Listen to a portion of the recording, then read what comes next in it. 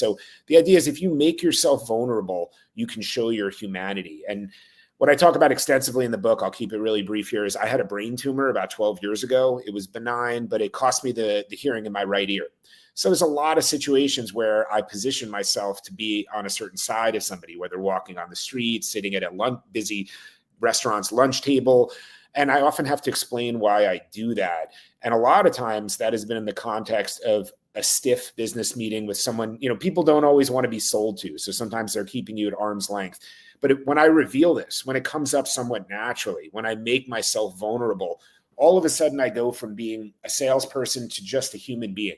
My humanity is up front. And something special also happens where they tend to respond in kind. It's human nature.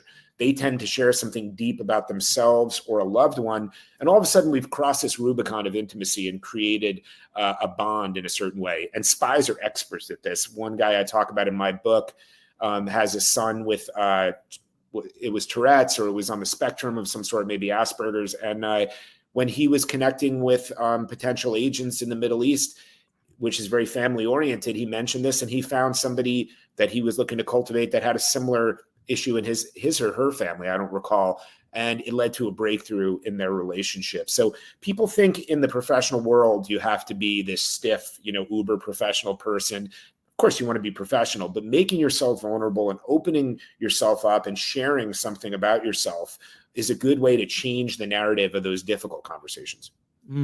That's a really good point.